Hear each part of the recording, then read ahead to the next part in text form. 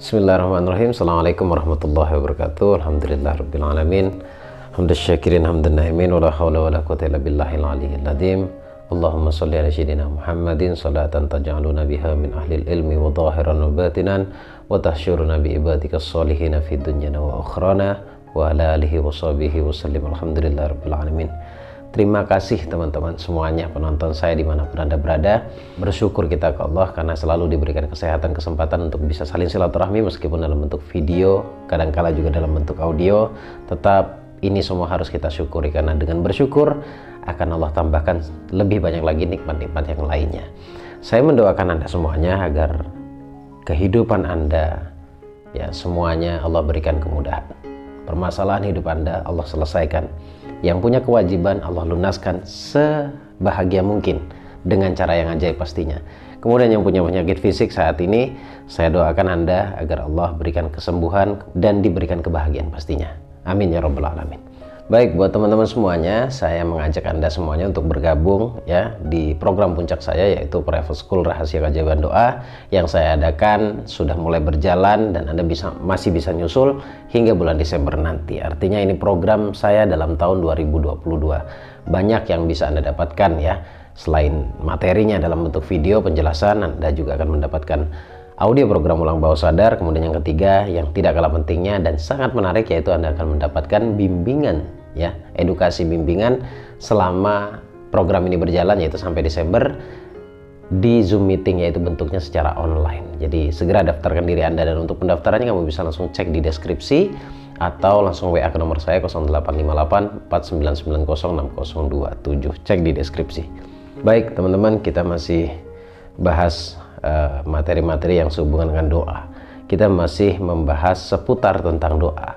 Bagaimana doa itu bisa Allah kabulkan. Sebenarnya kalau masuk kepada materi tersebut, kalau tidak menonton sampai selesai, pasti yang muncul adalah seakan saya bisa mengatur doa dan lain-lain.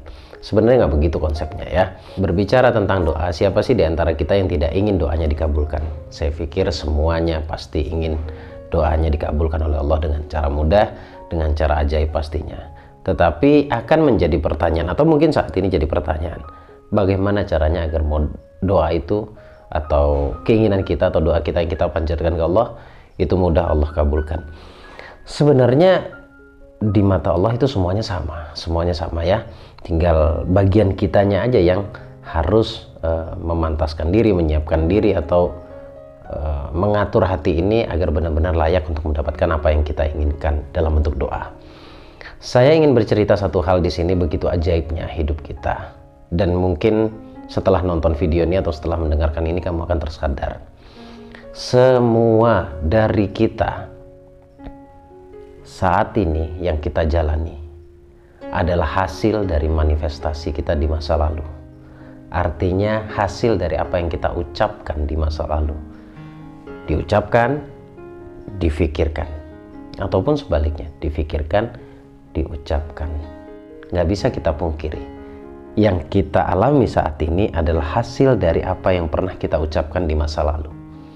Saya sangat meyakini itu. Sampai detik ini, saya mengalami seperti apa yang saya katakan. Sampai detik ini.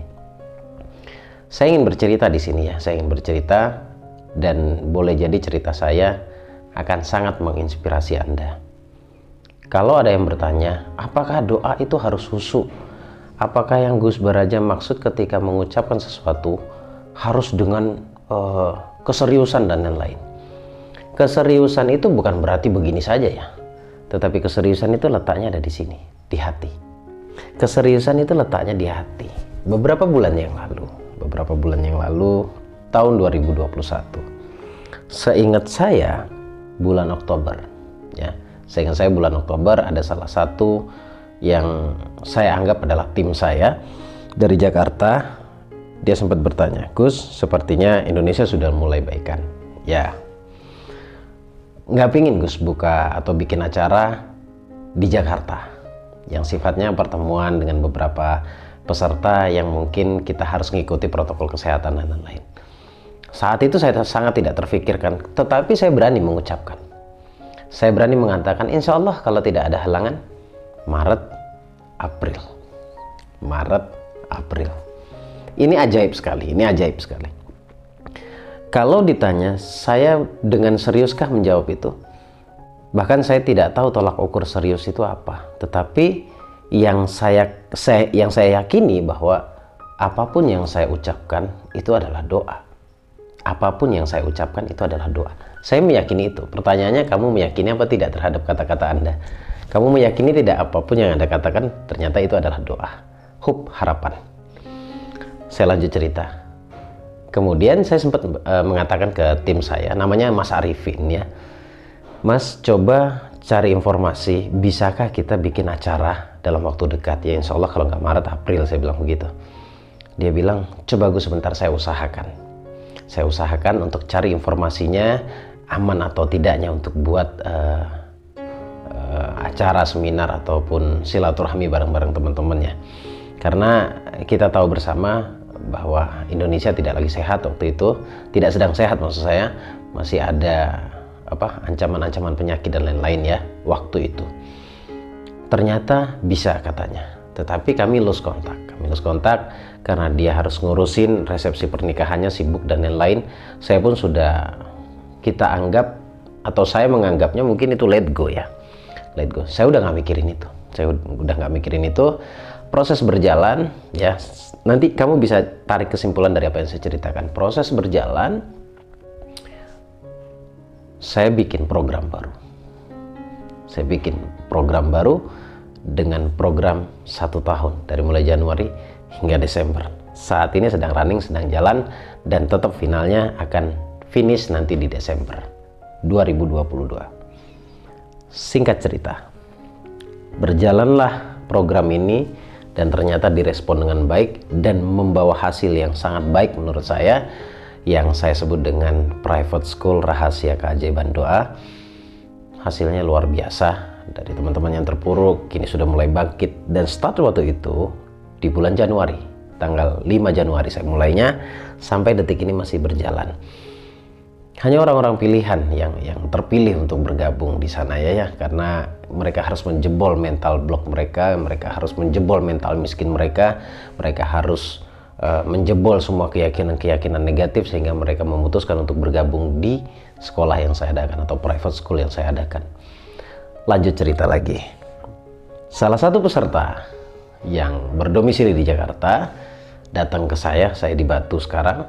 Sebenarnya dia datang juga bukan karena ingin mengadakan sebuah acara ya, tetapi karena satu hal, dia datang ke sini hanya ingin silaturahmi. Kemudian di sela-sela kami berbincang-bincang, di sela-sela kami mencari solusi terhadap keilmuan ini, membahas tentang keilmuan ini, dia timbul ide. Baru beberapa hari yang lalu dia timbul ide, Gus kenapa nggak kita kumpulin teman-teman untuk ketemu, minimal silaturahmi langsung bersama Gus dan berjabat tangan secara langsung. Saya bilang ide baik tuh. Saya masih tidak teringat apa yang pernah saya ucapkan kepada Mas Arifin di bulan Oktober tersebut via telepon.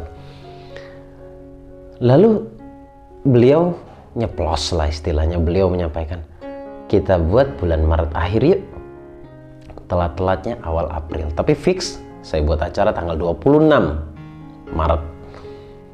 Lanjut cerita, seru ini. Setelah bicara-bicara, bincang-bincang, Allah mudahkan semuanya.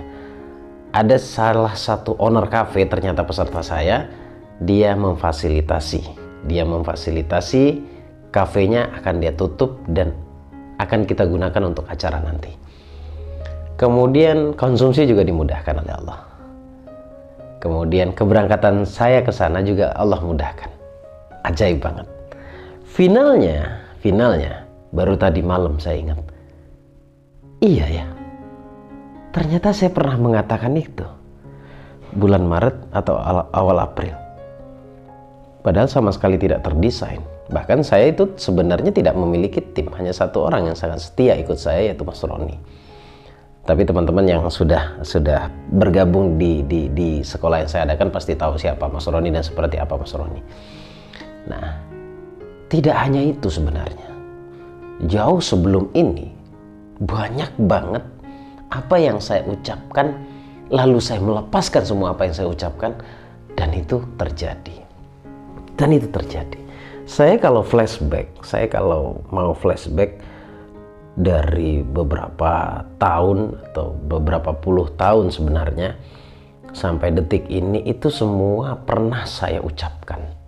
Saya bahkan seminar di Malaysia, di Kuala Lumpur, itu pernah saya mengucapkan 2-3 tahun sebelumnya. Bahkan saya memiliki kafe, itu pernah saya mengucapkan jauh-jauh sebelum itu ada. Kemudian saya menikah dengan istri saya sudah ceritakan di video saya, itu juga pernah saya ucapkan. Dan saya mengambil kesimpulan dari yang ingin saya sampaikan di sini. Hati-hatilah dalam mengatakan sesuatu. Jadi kalau kita hubungkan dengan prinsip-prinsip keagamaan, saya sepakat. Pesan agama adalah jaga lisanmu, jaga hatimu. Jadi jangan hanya karena sebuah kondisi, anggaplah punya kewajiban, lalu Anda brutal dalam mengucapkan kata yang energinya sangat negatif. Anda tahu ketika Anda mengucapkan hal negatif, itu akan terjadi. Saya tarik mundur dulu ya, karena saya buat video ini tidak skrip, yang terlintas saja di pikiran saya. Seperti apa serius itu? Kalau memang iya, apa yang kita ucapkan itu adalah doa, kullu kalam ad-doa, bahwa ucapanmu adalah doa. Lalu ketika kita ngucap, kondisi feel kita seperti apa? Kan begitu pertanyaannya teman-teman. Saya yakin itu yang menjadi pertanyaan. Apakah asalnya plus? Begini, pertama yang harus kita bangun adalah sebuah belief, percaya, yakin.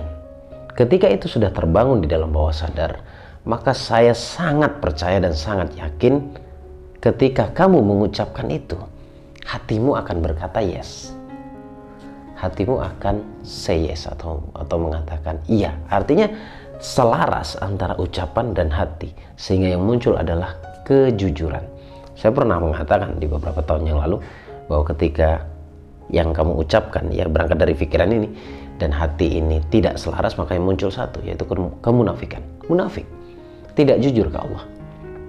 Nah, keseriusan bagi saya itu adalah rasa percaya yang sudah benar-benar dihantarkan kepada Allah. Percaya kita terhadap Allah, percaya kita terhadap apa yang kita yakini dalam hati.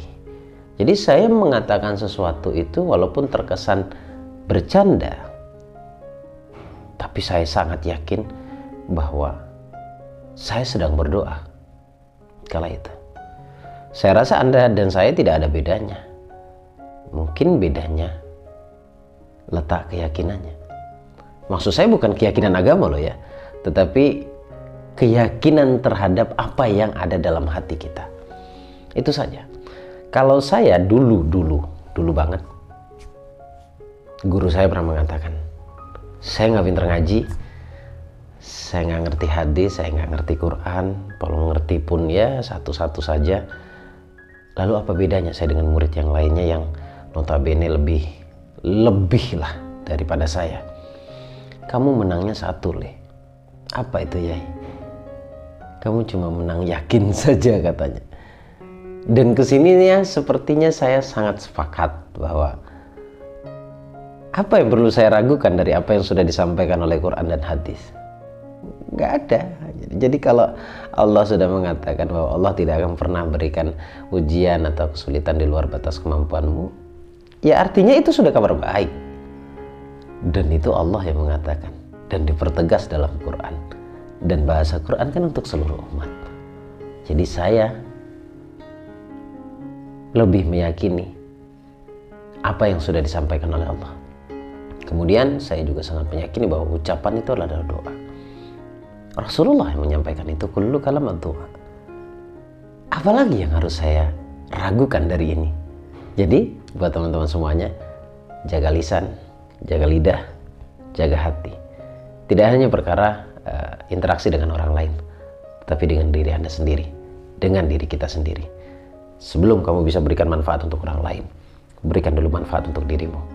Percaya deh, kamu dulu pernah mengatakan sesuatu, dalam waktu dekat semua itu akan terjadi. Saya mendoakan Anda. Saya Gus Baraja. Al-Fakir Ad-Dhaif Ilallah. Assalamualaikum warahmatullahi wabarakatuh. Allahumma shalli ala sayyidina Muhammad.